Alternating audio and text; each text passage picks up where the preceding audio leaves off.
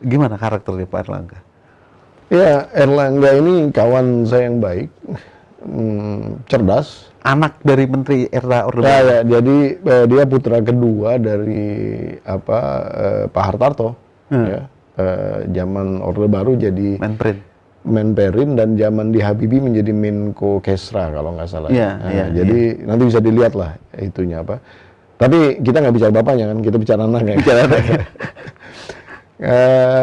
Ya, Erlangga seseorang yang terdidik, cerdas, pernah memimpin di beberapa institusi ya, seperti Perhimpunan Institut Indonesia, kemudian juga ketua asosiasi emiten, ketua umumnya. Jadi emiten yang di perusahaan-perusahaan yang masuk ke pasar bursa saham itu, ya itu Erlangga sempat mimpin, nggak tahu sekarang statusnya gimana. Nah, terus kemudian sempat masuk di DPR, dan pada akhirnya sempat jadi menteri, dan sekarang jadi Menko ekonomi ya.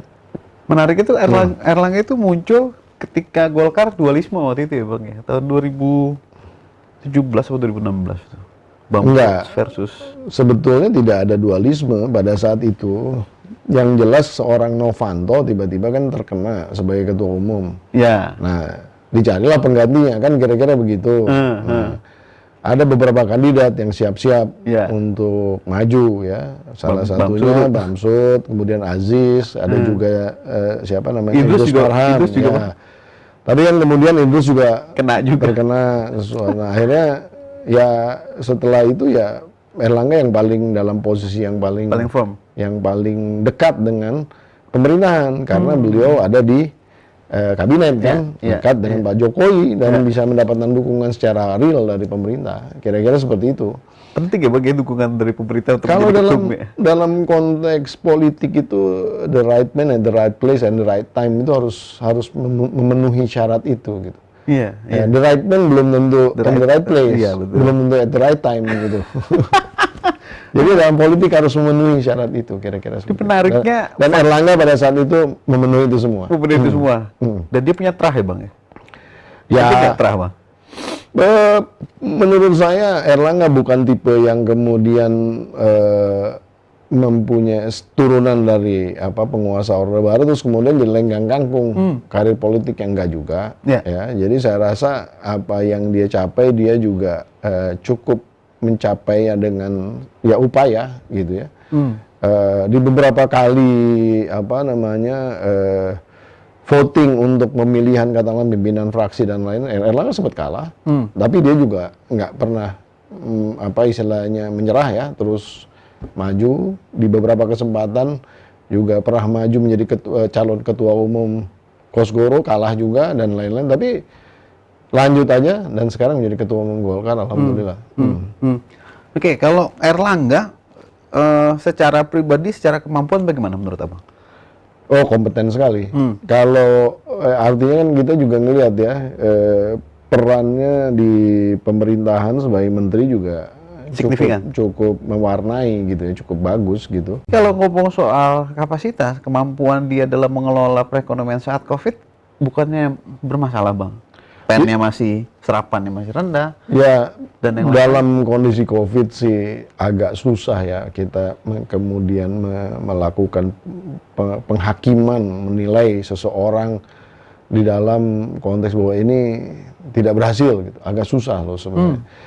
Ya, artinya di dalam konteks COVID, terutama di dalam urusan ekonomi, ya bukan sesuatu hal yang mudah sebenarnya. Saya nggak yakin misalnya ada ahli-ahli ekonom yang jago di dunia pun gitu, kemudian bisa memastikan gitu bahwa ekonomi tetap berjalan baik pada saat COVID gitu. Jadi itu di luar daripada ini. Tapi paling tidak ya istilahnya kekompakan Pak Erlangga ini kan bermain dengan beberapa menteri lain juga, akhirnya kan sekarang lumayan nih yang namanya COVID bisa teratasi lah. Ya, mudah-mudahan gelombang keempat apa ketiga ya. Ya, ini kita sebenarnya bicara karakter loh, jangan bicara prestasi. Saya sebenarnya nggak mau komentarin prestasi masing-masing, tapi kita bicara karakter aja. Karakter aja ya, Bang. Kan kalau kita bicara soal karakter juga kan, kemampuan seseorang memimpin itu dilihat saat krisis, Bang.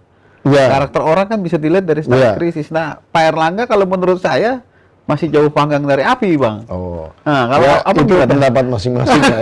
Tapi kalau menurut saya enggak juga ya. Enggak juga ya? Artinya dia tetap aja tidak kemudian give up, menyerah dan terus saja mengerjakan apa yang bisa dikerjakan dan role-nya sebagai Menko Perekonomian dia selalu memberikan bahwa ya secara realistis gitu ya angka-angka yang diberikan walaupun kadang-kadang itu hanya cuma memberikan harapan, Ya. memang harus kayak gitu karena Memang kalau gitu. kalau Menteri Perekonomiannya udah nggak punya istilahnya harapan di dalam konteks ekonomi, ya udah seluruh negara ini nggak ada harapan sama sekali, jadi Iya. nggak boleh. Jadi harus ada optimisme yang nah dan saya rasa sih sudah dikerjakan dengan cukup baik sih, Begitu ya? menurut saya ya. Dari- Pribadi kan saya bilang saya subjektif. Bang, dari skala 1 sampai 10, Pak Erlangga dapat poin berapa?